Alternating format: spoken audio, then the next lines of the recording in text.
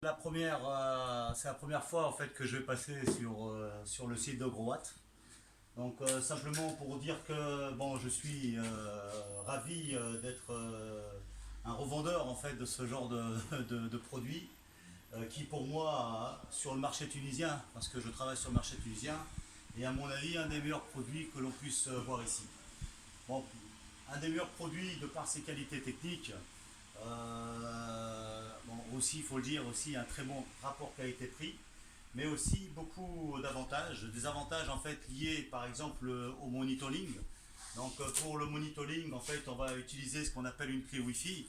Et cette clé va nous permettre, à distance, une fois connecté sur le réseau, va nous permettre tout simplement de pouvoir surveiller son onduleur.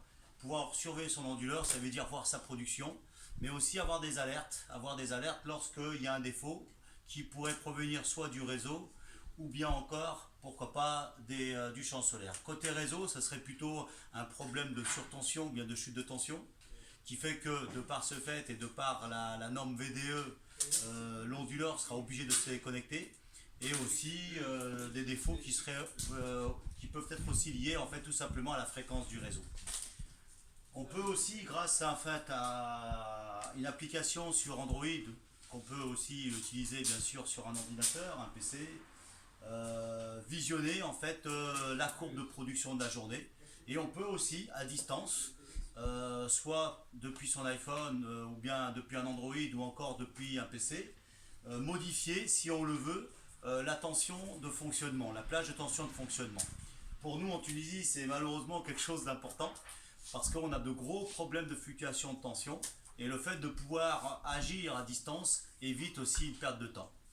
On a aussi en fait la possibilité de se câbler en direct si dans le cas où on n'est pas de clé Wi-Fi et on utilise pour cela ce qu'on appelle une application qui s'appelle le Shinebus et cette application en fait elle est très très simple d'utilisation et elle va permettre en fait aussi de changer un certain nombre de paramètres. Aujourd'hui c'était une présentation un peu rapide. La prochaine fois, ce qu'on fera, c'est des tests et une démonstration pour tout ce qui est en fait mise en service et aussi réglage du monitoring, donc les paramètres liés en fait à la clé Wi-Fi. Et on fera aussi en fait, on utilisera l'application Shinebus pour voir exactement en fait quelles sont les différentes options qu'offre en fait cette application. Je vous remercie.